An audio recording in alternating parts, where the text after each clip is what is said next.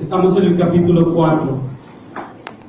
Y como siempre vuelve la tentación por no mantenernos en el tema, pero no lo vamos a hacer nunca. Nunca vamos a ceder a esa tentación de irnos en otra línea solamente porque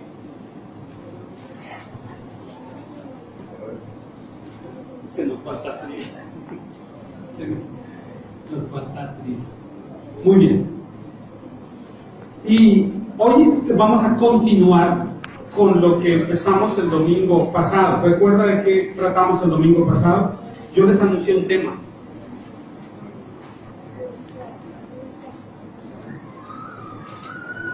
¿Quiénes estuvieron el domingo pasado? Es que la mayoría no. ¿Dónde estaban entonces? Si no era aquí, ¿dónde? Muy bien. El fruto del sufrimiento. ¿Cuál es el fruto del sufrimiento? Dijimos al final, la obediencia. Ese es el fruto del sufrimiento, la obediencia. Inclusive en Cristo fue así. Y si en Él fue así, pues ¿qué somos nosotros para que no suceda de esa manera? Y a propósito, llegamos solamente hasta el versículo 5 del capítulo 4. Porque dejamos para retomar desde el versículo 6, porque hay unos textos en la primera epístola de Pedro que plantean para algunos, bueno, también para mí, no es que no sea así, sino que si se lee el contexto, es más fácil llegar a entender de qué está hablando. Pero en la primera de Pedro hay algunos textos que son reconocidos por algunos como pasajes oscuros o difíciles en su interpretación. Ya hemos considerado dos, si mal no estoy. Y hoy corresponden dos textos más que parecen ser oscuros o difíciles en su interpretación. La dificultad tiene que ver posiblemente con no seguir la ley del contexto. Porque si estamos en el contexto, el mismo contexto nos va a permitir entender mucho más fácil de qué es que está hablando el apóstol Pedro. Toda la epístola está enmarcada en un tema. ¿Cuál es? La esperanza en medio del sufrimiento. Pero el sufrimiento no está desligado en ningún capítulo de la epístola, como no está desligado de la vida de ningún creyente. Pedro entendió muy bien eso. Y por supuesto, hemos dicho en otras ocasiones, y lo reiteramos ahora, que en el evangelio populista que se predica hoy, ¿qué más se le dice a las personas sino que el Señor sufrió para que usted no sufriera? Pero eso no es lo que dice la Biblia. La Biblia dice que como Él sufrió, nosotros ¿quiénes somos para no sufrir? Si Él, siendo santo y puro y sin mancha, tuvo que sufrir, y nosotros que somos pecadores, depravados por naturaleza, ¿cómo no vamos a sufrir entonces? Y es que el Señor no vino para hacer fácil la vida. Él lo que prometió fue estar con nosotros en todas circunstancias. Pero Él nos dijo que la vida cristiana sería fácil una vez que camináramos con Él. Esa no fue la promesa. A los que caminan con Él, Él les dijo, después de reclutarlos para que caminaran con Él, les dijo, y en el mundo tendrán aflicción. Ese fue el llamado después. En el segundo episodio, después de reclutarlos, y ustedes tendrán aflicción. Yo no vine para liberarlos de la aflicción. Tendrán aflicción. Y no les promete que les librará de la aflicción. Él les dice, y yo estaré con ustedes en medio de la aflicción. No, la palabra que queremos oír todos es, y yo les libraré de la aflicción.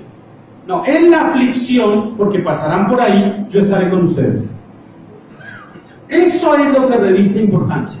Y Pedro quiere rescatar todo esto. Así que si vemos el versículo 6, parece tener un grado de dificultad, porque mire lo que dice el versículo 6. El 5 nos dijo esto, para que retomemos todo y entendamos.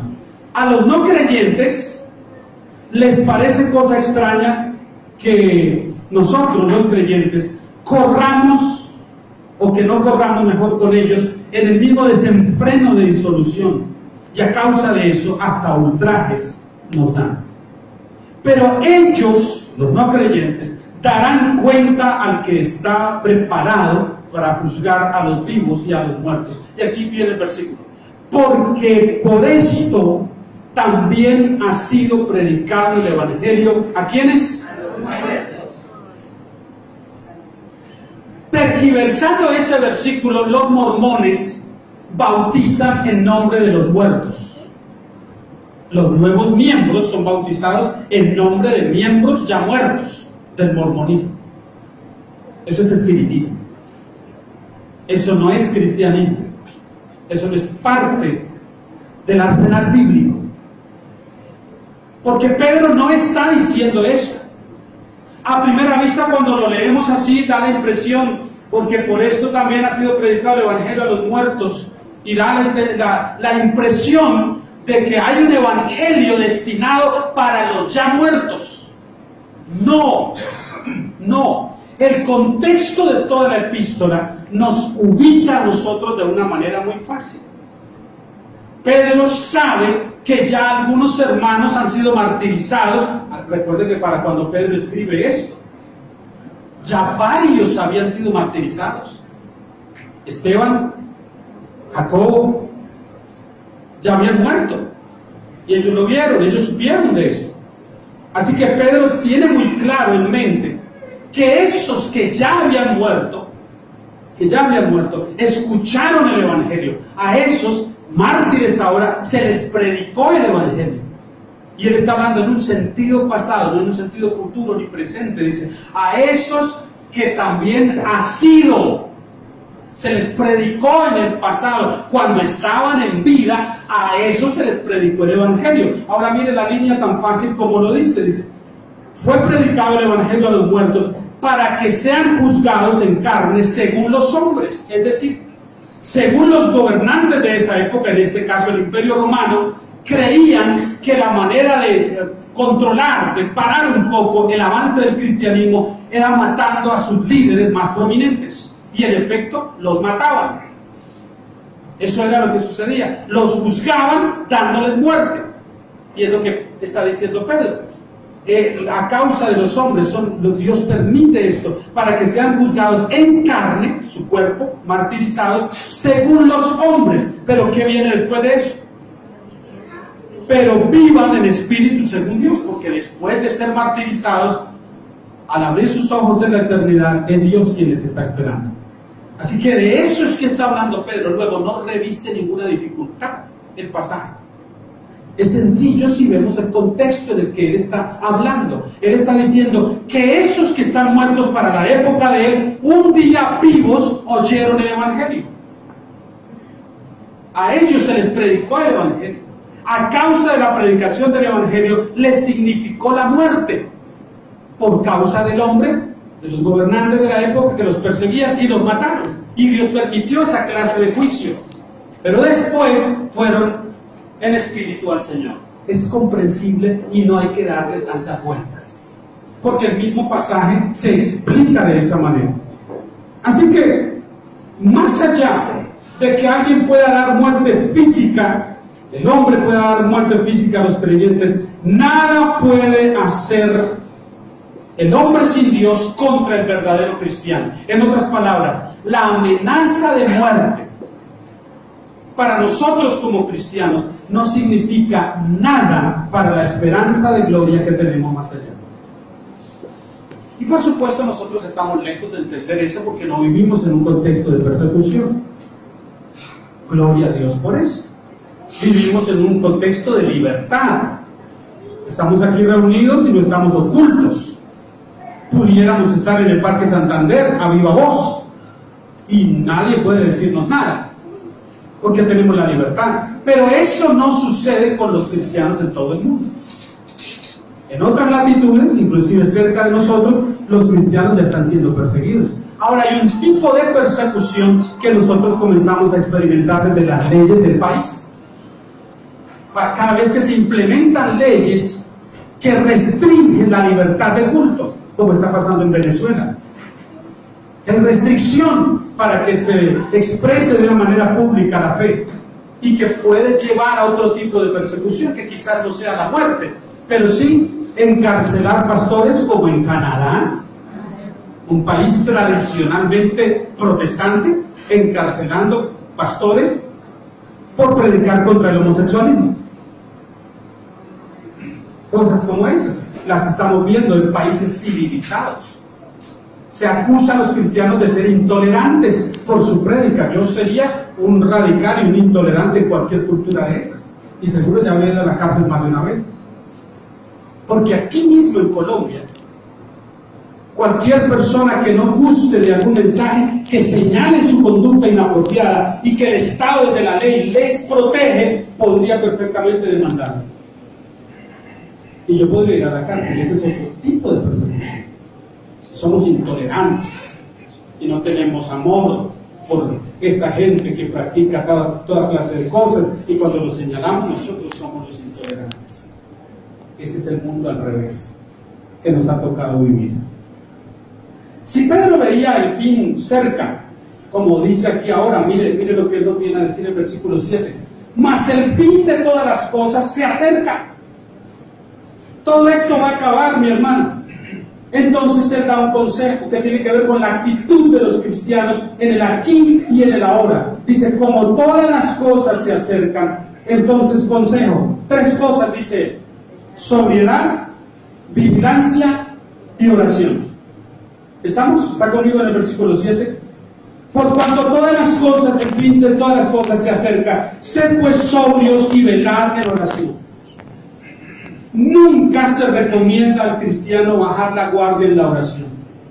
Hermano, pero ¿para qué oramos si Dios es soberano y todo lo sabe? Y ya Él todo lo tiene perfectamente calculado y destinado a que ocurra. Entonces, ¿para qué oramos?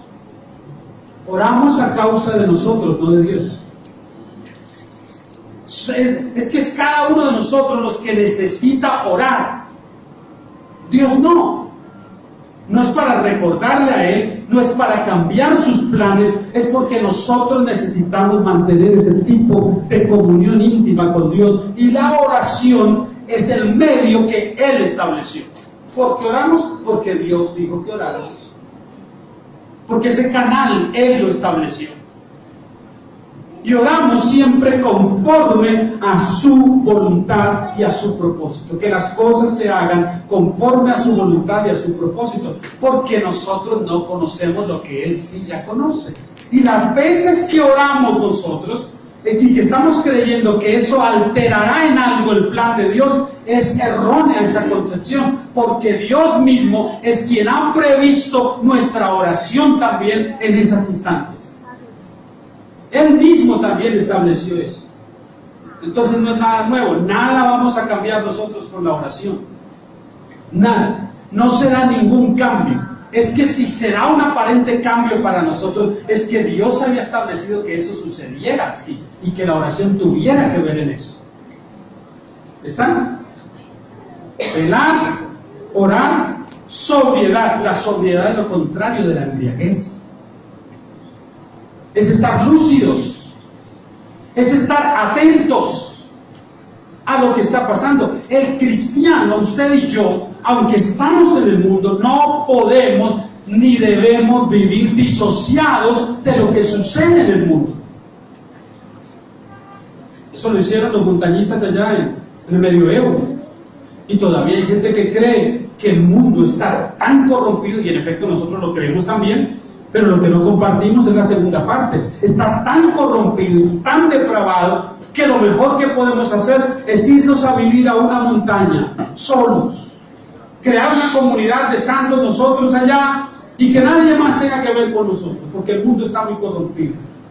Y la maldad que es inherente a nosotros nos seguirá ya en esa cueva donde nos metamos. Y comenzará a haber pleitos entre nosotros mismos. Porque el problema está en nosotros, que somos seres humanos caídos. Así que no habrá escapatoria. No hay un lugar a donde irnos porque ya somos muy santos para el mundo. No. El problema es que el mal está en nosotros y nos permea en todo lo que hacemos.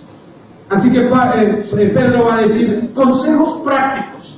como el fin se acerca, entonces sobriedad, vigilancia en la oración. Y ante todo, dice él, tened entre vosotros, ¿qué cosa? Ferviente amor. ¿Por qué? Porque el amor cubrirá. ¿Sabe por qué Pedro dice eso? Pedro está pensando en un amor que cubrió pecados de él mismo. Pedro está pensando en el amor de Dios que cubrió inclusive la negación que él hizo del Hijo de Dios. Y Pedro está diciendo, si cubrió mi traición, el negarle, ¿qué pecado más terrible que ese? Y cubrió eso, ¿qué pecado no puede cubrir el amor de Dios? Pero cuidado, ese cubrimiento tiene que ver con el sacrificio de Cristo, no está ajeno a él. Si no pasa por el filtro de la justificación en Cristo, entonces no estamos hablando de amor. El amor cubre multitud de pecados en todos los casos. Nótese que inclusive en las relaciones interpersonales o en las relaciones de pareja, cuando el amor escasea, abundan los defectos. Y cuando el amor abunda, los defectos menguan, porque es una reacción propia del amor. El amor tiende a ser más flexible, a ser tolerante. Entre más se ama, más flexible se es. Y eso no significa que sea uno liviano con algunas faltas y que no sea firme. No, amor no es debilidad, amor es firmeza. Pero el amor hace eso, cubre pecados. El apóstol Santiago es el que dice que cuando hacemos, por la gracia de Dios, volver a un hermano a la senda correcta porque se ha desviado, y vamos a él, le buscamos y le traemos en el nombre del Señor, y él comienza a caminar con el Señor otra vez, dice que hemos cubierto multitud de pecados. ¿Por qué? Porque ese hombre, de haber seguido en el mismo camino, estaba acumulando más juicio sobre sí al traer más pecado, al practicar más pecado. Pero si ahora vuelve al Señor, hasta ahí llega la carrera de pecado. Y por la gracia de Dios, si nosotros tuvimos que ver con eso, hemos hecho una buena obra. Y es lo que por supuesto se nos invita a hacer. Y él dice, sean ustedes entonces tolerantes, ámense, expresen el amor unos a otros. El Señor Jesús fue el que dijo que la gente no cristiana vería en nosotros principalmente el rasgo del amor. Por eso cuando una persona, particularmente una persona no creyente, simpatizante o enemiga de Dios, viene para hablarle a usted cosas malas de un hermano en Cristo que usted conoce, lo que usted menos puede y debe hacer es hacerse cómplice de ese calumniador y difamador y escuchar todo lo que tiene que decirle del hermano. Eso no sería correcto, a menos que la acusación que la persona tenga que decir sea comprobada y sea una acusación que deja muy mal parado no solo al hermano de quien nos están hablando, sino a la comunidad también. Entonces es otro asunto. Pero si a mí viene alguien que yo no conozco, y viene a sembrarme cizaña en cuanto al comportamiento de Abiud o de Nelson o cualquiera de ustedes, lo primero que yo voy a decir es: un momento, yo creo conocer más a Ricardo que lo conozco a usted. Y yo no voy a hacer caso de eso que me está diciendo. ¿Por qué? Porque tiendo a proteger al que es mi hermano en la fe. No me voy a igualar con el desconocido para decir: ah, sí, téngale paciencia, es que Pablo lo mismo a la iglesia, pero ese no es ni cristiano. Usted lo ve todo el tiempo acá, usted no tiene ninguna acusación, ninguna queja contra el hermano, ninguna. Pero usted permite que un extraño venga y dañe su propio corazón para que no exprese el amor hacia el otro hermano. Eso no puede ser. Y por eso es que Pedro dice: ámense. El amor fraternal, de eso nos está hablando. Y donde hay amor, hermano, es claro que toda vez que nosotros intentamos destacar las virtudes de una persona, no tenemos tanto tiempo para ver las faltas. Es un buen ejercicio que las parejas casi nunca hacemos, pero que de cuando en cuando deberíamos hacer. Tomar una lista en un cuaderno y colocar en una columna todas las cualidades que veo en mi cónyuge, y en la otra lista todas las deficiencias. Supe de una pareja muy cercana que una ocasión en un ejercicio para parejas hicieron eso, y ella dice que en la columna donde estaban todos los defectos ella comenzó a escribir y escribía y escribía y escribía, y cuando llegó a las cualidades hacía, y no sabía qué escribir.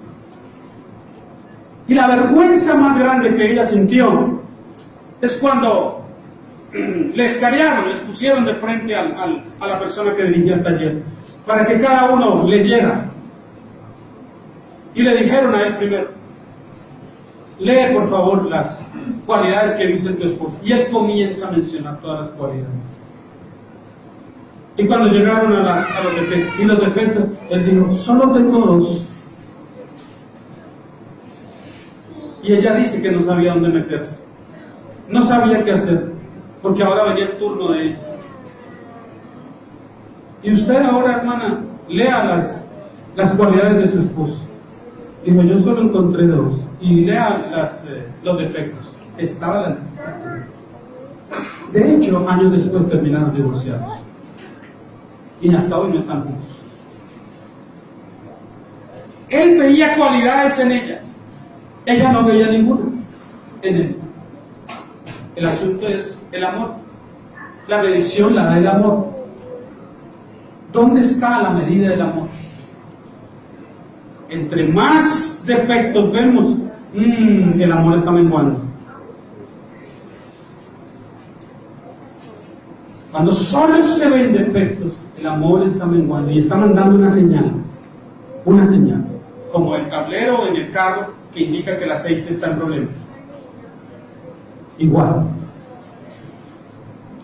¿Usted sabe lo asustador que es para uno eso? El otro día salí de hacerle cambio de aceite al carro de la hija, y salí de cambiar el aceite, y he andado unas 5 o 6 cuadras cuando el botón rojo del aceite.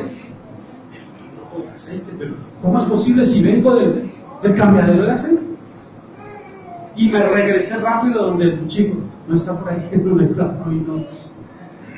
Me regreso rápido, la vez viene por acá, y entonces, ¿qué pasó, hermano? Mire, me está marcando esto. Y él dice: no puede ser, pastor, no puede ser. Y colocó el carro allí y comienza a revisarlo. Había puesto mal el filtro, el tapón lo había puesto mal, y había botado todo el aceite por ahí en 5 cuadras que yo había sacado. Todo el aceite lo había botado. El problema de él, no apretó lo suficiente. Pero el anuncio me dijo a mí: no andes más el carro así, porque lo quemo. Cuando usted comienza solo a ver defectos en su pareja, y defectos, el botoncito en rojo está encendido.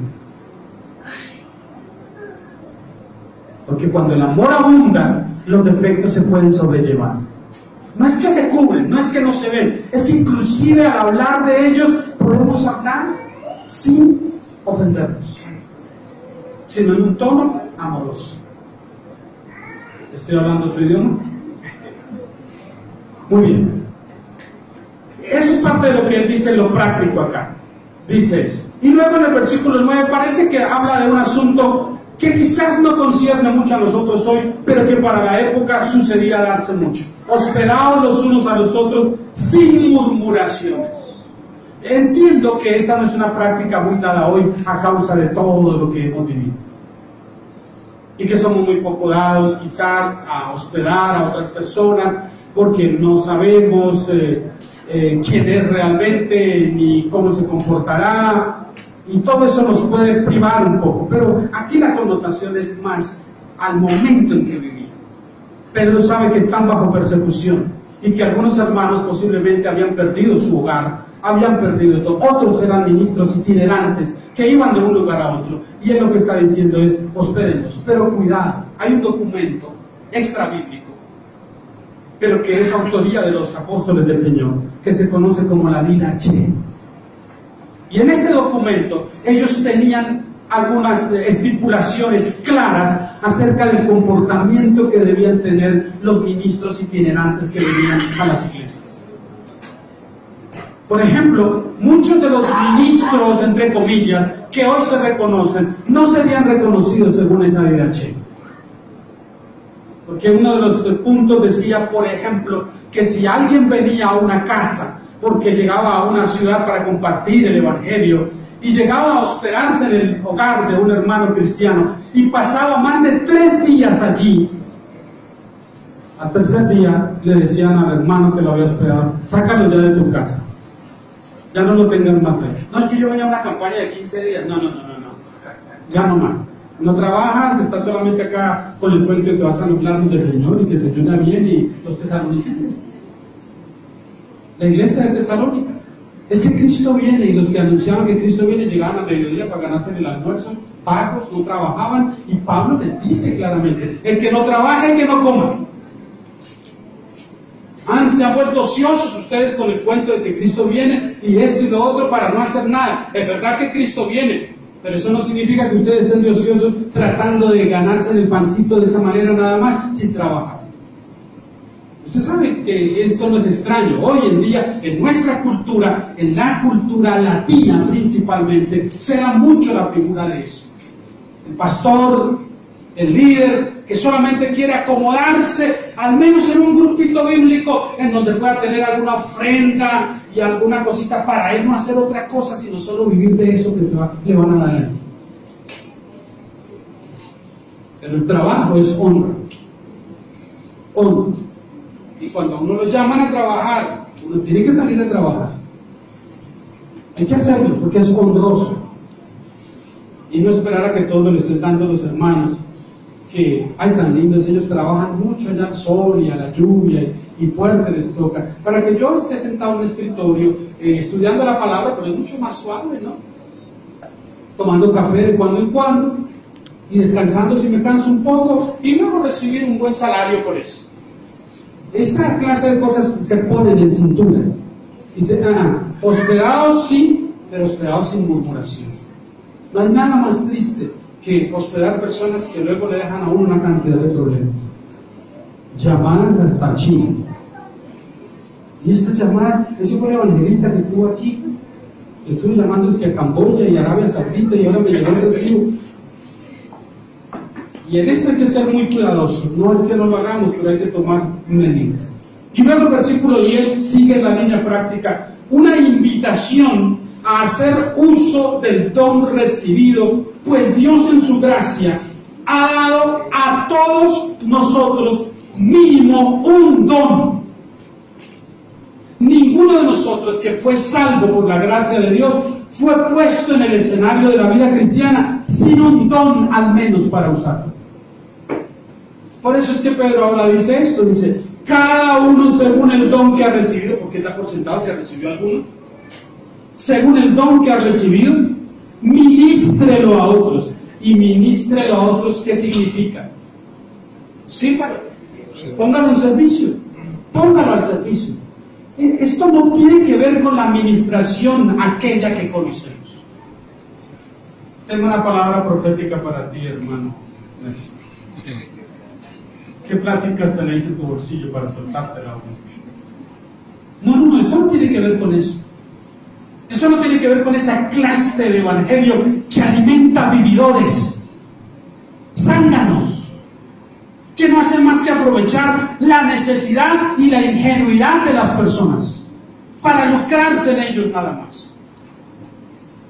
Recuerdo hace años atrás, estábamos en una clase del seminario y un alumno X. De pronto terminamos la clase y le digo, pastor, venga, le muestro la camioneta que acaban de sembrar. Caramba, y cuando yo voy y veo la camioneta que le han sembrado, Yo dije, ¿dónde se siembran carros que dan carros para sembrar yugo? ¿Cómo sucede eso? Dice, no, es que fui a ministrar a un hermano cuya esposa lo abandonó. Y el Señor me dijo a mí mientras le ministraba que si él sembraba la camioneta en mi ministerio, su esposa iba a regresar. 15 o 17 años, 18 años atrás, esto les estoy diciendo. A ver, ¿cómo? La camioneta es patrimonio de la familia, ¿verdad? Ah, no sé, pastor, no sé, el hombre me la sembró. ¿Y usted me indagó?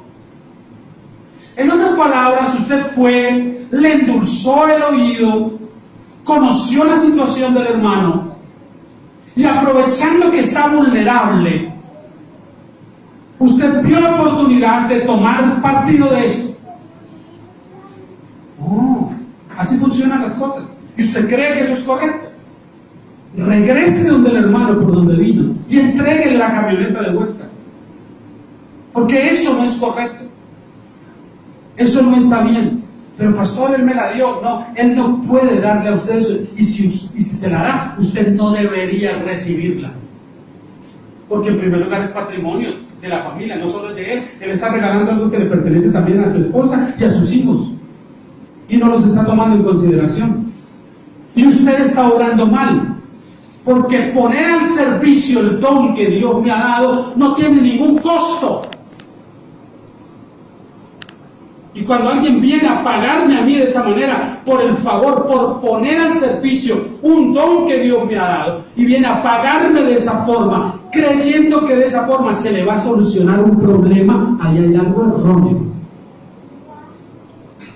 Pero finalmente, después yo hablé con el hermano que había donado la camioneta, y estaba enajenado mentalmente.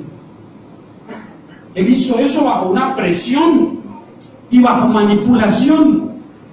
Y hubo que intervenir hasta las cabezas mayores para que la camioneta fuese devuelta al hermano. Y cosas como esas las vemos todo el tiempo. Usted puede tener un don, el don más sencillo. Más sencillo. Mire lo que va a decir ahora Pedro. Ministrelo a otros como buenos administradores de la multiforme gracia de Dios. De la gracia de Dios que tiene toda clase de formas y que reparte a cada quien como a él le parece. Si alguno habla, hable conforme a las palabras de Dios. Si alguno ministra conforme al poder que Dios da, para que en todo sea glorificado el ministro que tiene tales dones. ¿Es lo que dice? Para que sea reconocido, para que le hagan agenda en la ciudad y fuera de la ciudad. ¿Es eso lo que dice? No, para que en todo, ¿qué cosa? Sea glorificado. Dios sea glorificado. Dios sea glorificado por Jesucristo, a quien pertenecen la gloria y el imperio por los siglos de los siglos. Amén. Mira lo que está diciendo él. Si usted recibió un don, ese don no es suyo, le pertenece a Dios. Póngalo al servicio de los que Dios ama. Y si Dios manifiesta su gracia a través de ese don, no se ensoberbezca usted diciendo, tengo el don de la sanidad. Vaya para el hospital rápido y sane a todos los que están allá. Empiece por los con cáncer y luego vaya a los quemados, pero vaya y si tiene el don. Magnífico, los que tienen el don. Imagínense, sanan toda clase de enfermedad, pero cuando su propia hija o hijo se enferma, corren para el hospital con él. Una contradicción. Toda una contradicción. ¿Hay algún don?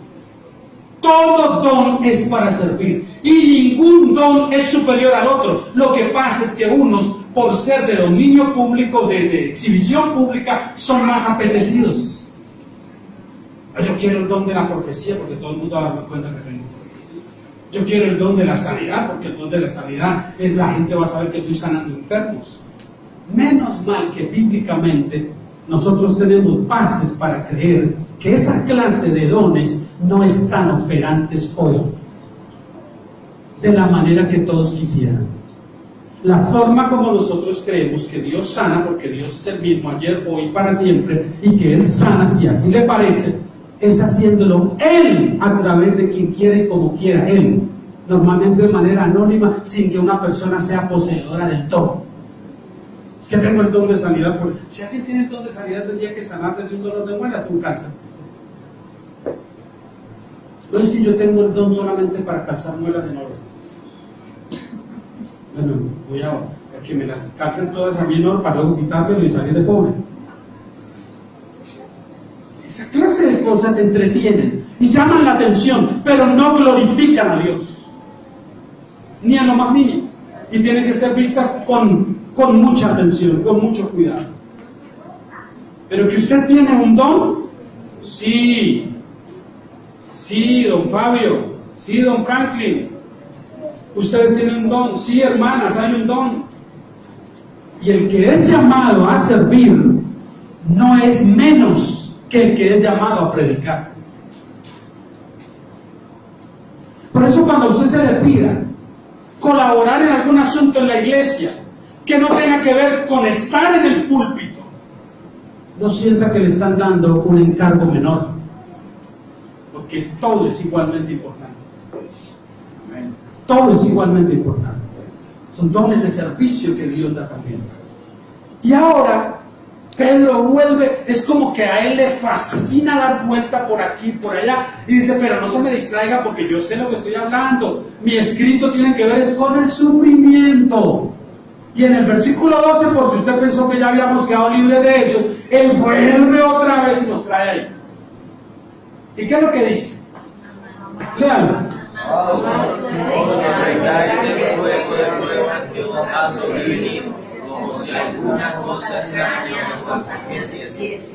Es que el diablo, hermano, es que algo está pasando, hay que hacer guerra espiritual, hay que hacer esto y lo otro, porque es que nada me sale bien, es que no me levanto de esta racha. Esa clase de lenguaje es un lenguaje agorero, no cristiano. Y yo no conozco gente más agorera que un cristiano que cree que es convertido, pero no lo es. Se llenan de agüeros. Y quien piensa de esa manera es un agorero, porque ese está pensando que por ser cristiano a él no le puede pasar nada malo, nada que signifique sufrimiento. Si aplicamos esa regla al Señor Jesús, ¿cómo quedaría entonces el Señor Jesús? El peor de los pecadores, porque mereció hasta la cruz. Hasta el Padre lo abandonó. ¿Qué estaba pagando el Señor entonces por malo que fue? Si aplicamos esta norma, toda vez que le dicen a una persona, revise, hermano, revise bien que está mal, porque pues tan odio. Me parece oír a los amigos de Job. No, es que Dios no prueba tanto de esa manera para siempre. Es que usted, ¿verdad, hermano? Nunca se levanta. Algo está mal, hermano, revise, le dice. Inmediatamente lo que están diciendo es que hay algo que es turbio en la vida de esa persona y que se está mereciendo eso. Siendo que hay algo de posible verdad en eso, porque somos al fin y al cabo destinados a recoger lo que hemos sembrado, y el fruto del pecado no puede ser bueno. Eso no significa que en todos los casos un cristiano que pasa por sufrimiento es porque esté siendo malo. Eso no significa. Pedro lo aclara acá y dice claramente, no se sorprendan del fuego de prueba. ¿Sabe lo que significa esa palabra fuego de prueba? Es estar fundidos en un horno.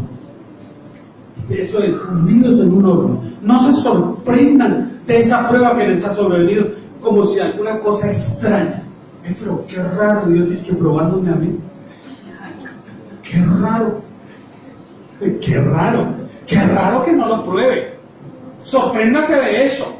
Sorpréndase que pase y todo el año, ni una prueba, hermano, este año. Qué bendición tan buena, Señor, conmigo.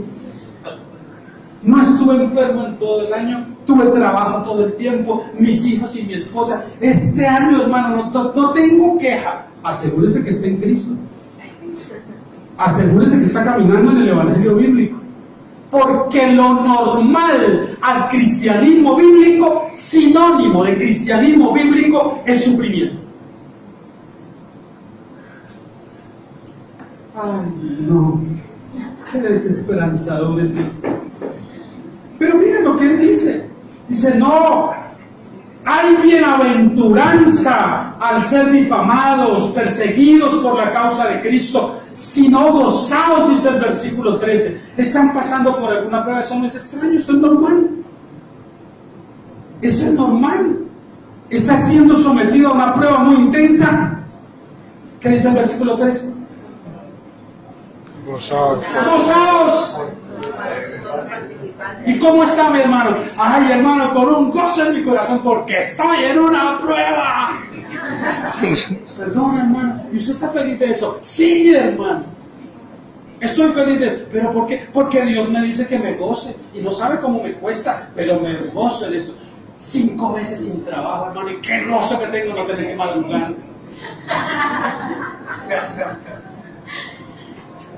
Gózate. Estás haciendo lo que Dios te ha dicho que hagas. Estás siendo diligente. Estás siendo obediente con Él, con su ley. Estás caminando en sus caminos. Y a pesar de eso, la prueba no abandona tu vida. Entonces, ¿qué ante eso? Gozaos. Gozaos. Me marcó una canción de Rodolfo Tucel cuando éramos jóvenes y lo llevaron a la iglesia en una ocasión. Y él comenzó a cantar esa canción. Alabar a Dios cuando en la vida todo va bien. Qué bueno es. Ay, es que es bueno, ¿no? Un 31 de diciembre con buena comida, buena ropa para estrenar, con buena familia para compartir, con dinero y trabajo. Ay, Dios es muy bueno conmigo. Alabar a Dios cuando en la vida todo va bien. Eso es muy bueno. Pero ¿saben la segunda parte de la canción? A mí desde entonces me gustó más que la primera. Porque la segunda parte él dice, pero yo le alabo desde mi quebranto, y ese Cristo Santo se glorifica dentro de mí. Es decir, no es solo una prueba. No es solo cuando todo está bien. Cuando todo nos sonríe, Dios es bueno. Pero cuando Dios aprieta un poco, entonces, ¿por qué, Señor? Cuando es alguien que resulta diagnosticado con una enfermedad grave, hay que orar por el hermano, que Dios lo fortalezca y lo ayude. Pero cuando soy yo, ¿pero por qué a mí, Señor? Parte del proceso normal, hermano mío, usted ve a los apóstoles del Señor, y solo el apóstol Juan fue librado de la muerte violenta. Solo el anciano Juan. Todos los demás, va a ver todos los documentales que quiera y ahí están, para que vea cómo murieron. Torturados, muertos a pedradas, crucificados, ahorcados, a latigazos. ¿Qué no les hicieron? ¿Será que los apóstoles de hoy quieren terminar así? ¿Para corroborar su apostolado? ¿Será que están dispuestos a eso? ¿A terminar de esa manera? ¿Será que los apóstoles de la televisión moderna están dispuestos a irse en Arabia Saudita a predicar allá su evangelio de prosperidad? Allá hay dinero. ¿Por qué no van a los lugares donde el dinero sobreabunda a anunciar el mensaje de la prosperidad? ¿Por qué en los países pobres? Ay, porque es donde más se necesita. Porque es donde más aprovechan la misma necesidad y la ingenuidad y el interés de algunos también, que creen que venir a Cristo es como ganarse una lotería, y no es así.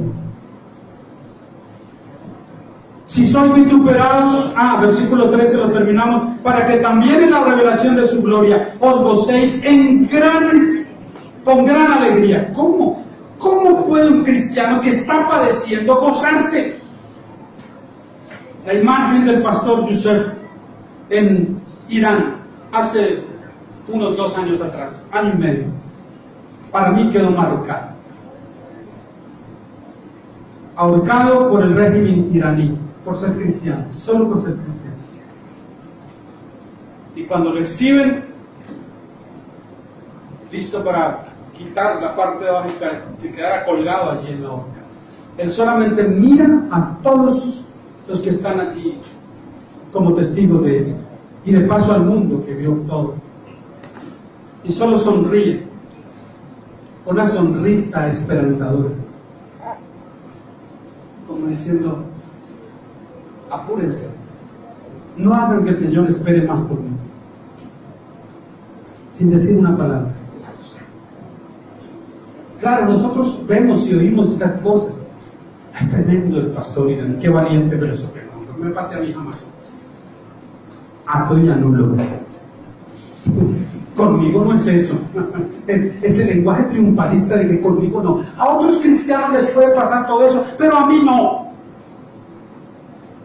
No, bíblicamente, lo más posible es que todo cristiano, en algún momento de su vida tenga que ser probado. No para ser salvo, aclarémoslo, sino por ser salvo. Como Dios disciplina es a sus hijos, no a los desconocidos. Dios no va a andar disciplinado a uno que no es su hijo, no lo va a disciplinar. Dios va a someter a prueba a uno que es suyo, pero no a un desconocido. Así que esto va a ser parte habitual. Si sois vituperados por el nombre de Cristo, sois bienaventurados. ¿Por qué? Porque el glorioso Espíritu de Dios reposa sobre vosotros. Esa es la parte que quizás nosotros no hemos experimentado. Porque no hemos llegado al extremo de la persecución y la difamación y el vituperio, en donde experimentemos la clase de cobertura y de poder que puede dar el Espíritu Santo en esas circunstancias. Eso no lo hemos experimentado. Cuando yo veía a mi madre agonizando de cáncer en su estómago, y ver el dolor que ni la morfina le calmaba estos dolores, y yo me quebranto de una manera tan terrible al verla así. Y cuando regreso a la habitación con los ojos hinchados de haber llorado en el baño, ella se queda viéndome y nota que yo estoy muy cargado con este sufrimiento de ella. Y las palabras que yo recuerdo de mi madre, que después de eso, unos días después murió, pero sufrió 2 años. Ella lo que dijo fue eso: mijito, no es tan terrible como parece. No le calmaba la morfina los dolores. Y ella me está diciendo que no es tan terrible como parece. El apartamento de día, su habitación desagradable, y ella está diciendo que no es tan terrible. Cuando ya no soporto, cuando ya no puedo más con este dolor, ay, viene el consuelo de mi Señor, y hasta en un sueño reparador me hace entrar.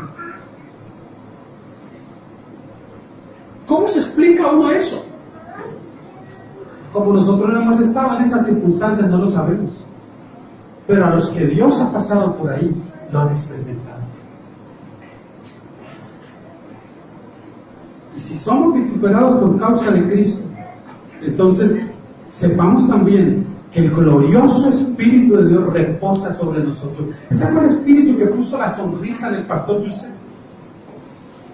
Y que en lugar de quejarse y lamentar y decir, ¿cómo iba a hacer esto? Él dijo, ya, está listo. La sonrisa.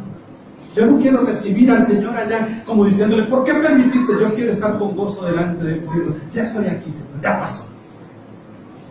Ya pasó la hora amarga, lo más difícil.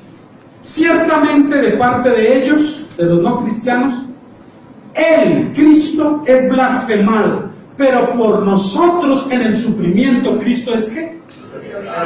Debe ser glorificado. Debe ser. Así que, si esto es así, si Cristo debe ser glorificado en nuestros sufrimientos, ninguno de nosotros debe padecer como homicida, o como ladrón, o malhechor. Y miren la relación y la conexión que hace Pedro. Pone en igualdad al homicida, al ladrón y al chismoso. ¿Se dan cuenta que todo lo pone en la misma línea como algo grave? Igual, él dice, ninguno de ustedes padezca como homicida, ladrón, malhechor o por entremeterse en lo ajeno. Si la razón por que usted está sufriendo y fue llevado a la cárcel, que allá le están haciendo 1000 cosas y todo, porque violó a un niño, usted se tiene merecido eso. Oremos por el hermano fulanito, es que él venía a la iglesia y ahora está en la cárcel. ¿Y qué pasó? No, es que pues él andaba en negocios turbios por ahí raros y otro y aquel. Ay, vamos a orar para que se convierta, que el Señor lo salve. Es lo que necesita. Pero la lección la va a tener que aprender. La va a tener que aprender él mismo. Y va a tener que pasar por eso. No nos gozamos, no nos alegramos. Pero no es lo correcto comenzar a pedir al Señor porque está padeciendo por algo que tiene merecido. Y eso es lo que Pedro dice acá. No. Pero si alguno padece como cristiano, no se avergüence. No, glorifique a Dios por ello. No, es que, pues, no sé, pastor, desde que me convertí, todos estos vecinos aquí eran amigos míos. Y ahora ni siquiera me hablan. ¿Eso es una buena señal? ¿Eso es un buen indicador? Lo raro, lo anormal sería que los vecinos, sabiendo que usted es cristiano y no viendo ningún cambio, sigan siendo los mismos con usted, siguen siendo obscenos, malintencionados, proponiéndole malos negocios, porque eso era lo que usted hacía antes. Y ahora que usted es cristiano, siguen igual. Lo normal es que comiencen a decir, no, con ese ya no, eso es lo normal. Que ya saben y ven que en usted hay algo diferente. Y antes de cerrar el capítulo 4, él remacha con otros versículos que algunos dicen que son difíciles. Y que pareciera que sí, pero si seguimos el contexto, no es tan difícil. ¿Qué es lo que dice? Porque es tiempo de que el juicio comience por la casa de Dios, y si primero comienza por nosotros, ¿cuál será el fin de aquellos que no obedecen al Evangelio de Dios? Y el versículo más difícil es el que viene. Y si el justo con dificultad se salva, ¿en dónde aparecerá el impío y el pecador? Y ahí nos deja con otro versículo complicado.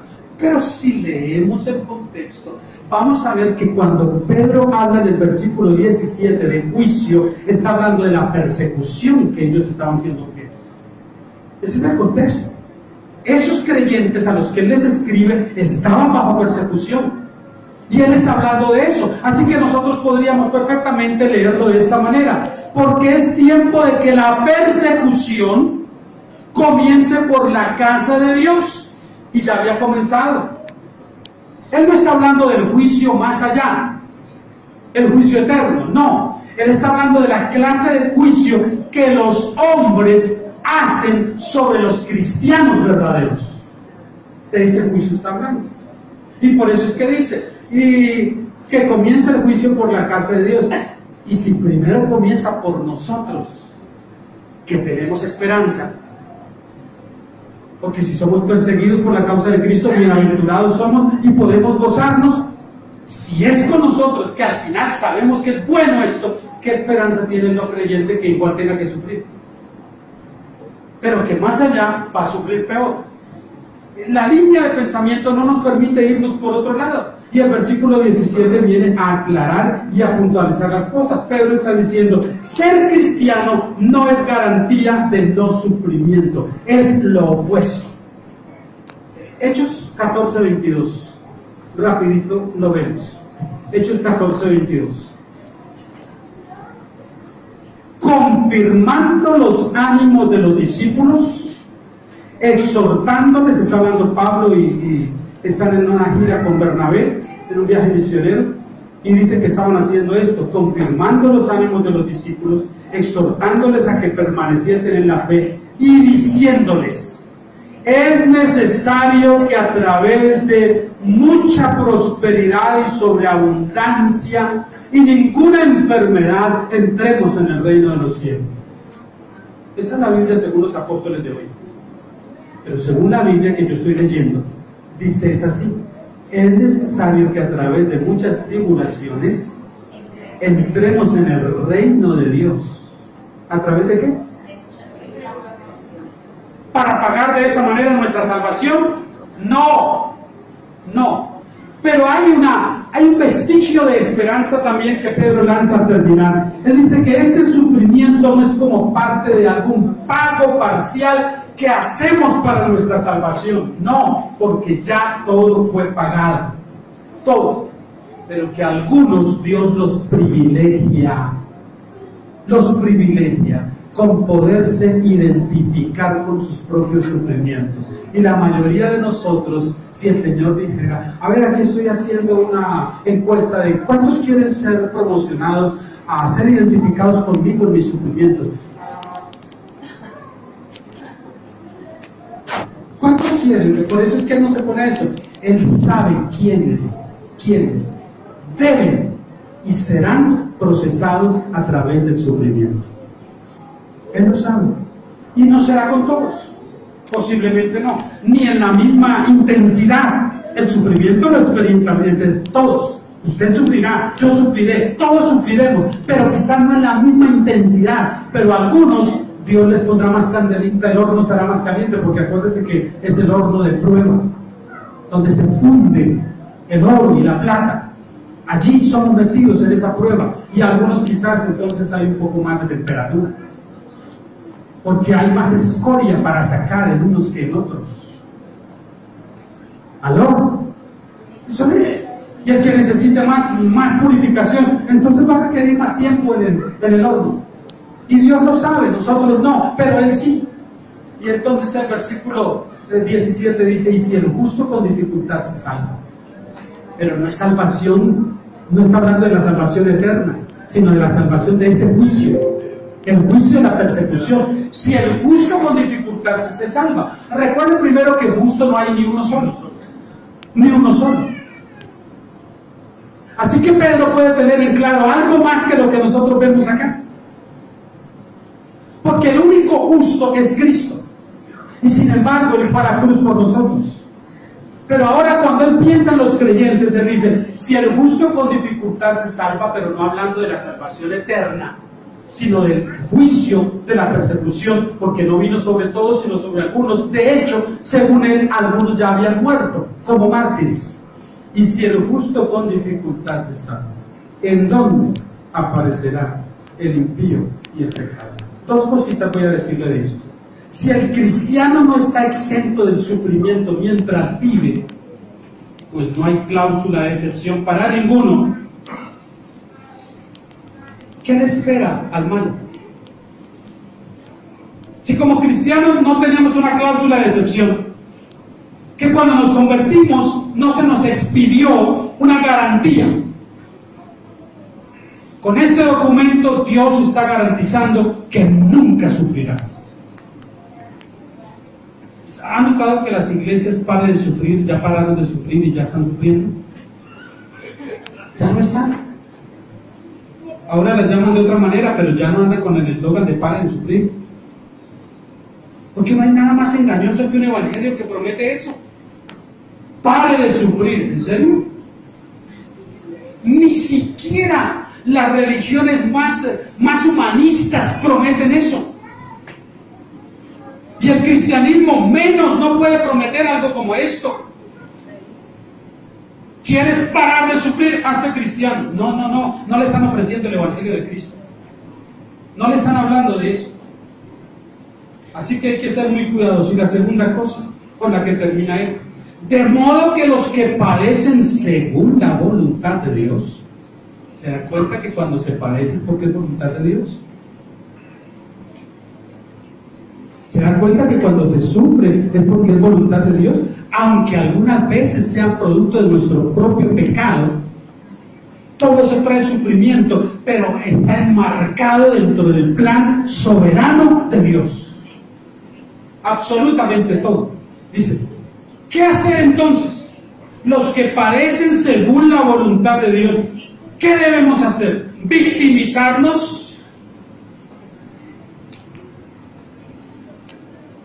¿Ser de los que despiertan lástima? No. Dos cosas, dice él: encomienden sus almas al fiel Creador y hagan el bien. Señor, aquí estoy sufriendo por eso. Creo que merezco un poco más que este sufrimiento que tú me permites, pero tú solo me das esa dosis. Gracias por ser misericordioso. Porque en un 100%, con lo que yo he hecho, merecería un poco más de sufrimiento, pero tú solo me estás dando esto. Tú eres bueno, Señor, gracias. Véalo de esa manera y verá cómo es reparador. Y luego la segunda parte: Señor, encomiendo a ti todo. Mira, hermanos, yo les voy a confesar, yo tengo miedo a una enfermedad terminal. Yo siento temor a eso. Pero ¿sabe a qué le siento más miedo? A mi actitud ante una enfermedad terminal, más que a la enfermedad en sí. Le tengo más temor a eso, a que bajo esa presión de esa enfermedad o de algo que sea muy terrible en la vida, la pérdida de un ser cercano muy querido, que lo termina afectando a uno demasiado, y eso traiga resentimiento y de pronto hasta enojo con Dios. Le temo más a la actitud, a mi actitud. Por eso siempre la oración es en cuanto a la actitud. Señor, la actitud, que sea una actitud acorde a lo que tú quieres y mereces. Y mereces. Y mientras estoy en eso, en ese proceso, la segunda cosa que me dice, que no, ¿por qué creen que Pedro la escribió ahí, cerrando el capítulo 4? ¿Cómo es que dice? No hay excusa, no hay justificación para dejar de hacer el bien. Eso es lo que está diciendo, solo práctico. Estás enfermo, no estás excusado para no hacer el bien. Siempre habrá alguien a quien podamos hacer el bien. Y el mayor bien que nosotros hacemos a alguien no tiene que ver con proveerle cosas materiales. El mayor bien que hacemos a alguien es anunciarle el Evangelio de Cristo tal cual es. Ese es el mayor bien. Por eso estamos llevando a cabo los jueves, empezamos el jueves, el taller de evangelismo bíblico. Evangelismo bíblico. Estamos solo en la parte teórica, pero luego va a comenzar la parte práctica de lo importante que es evangelizar. Ese es el mayor bien. Usted ve a una persona en necesidad y usted cree que alguien que está pidiendo para comer, su mayor necesidad es tener algo que comer. Y sucede tristemente, como mucha población en África, sobre todo niños, que por meses han estado sin comer un alimento, y cuando los llenan de comida, comen tan deprisa que mueren. Entonces el alimento, que era lo que parecía que necesitaban, termina siendo su peor desgracia. No era en realidad lo más urgente, no era lo más importante. Lo más importante era mostrarles a Cristo a ellos. Pero es que se trataba de hacer de esa manera, dándole, bueno, pues no se hizo de manera adecuada, de manera indicada. Eso es una línea muy delgada, en la que hay que ser muy cuidadoso.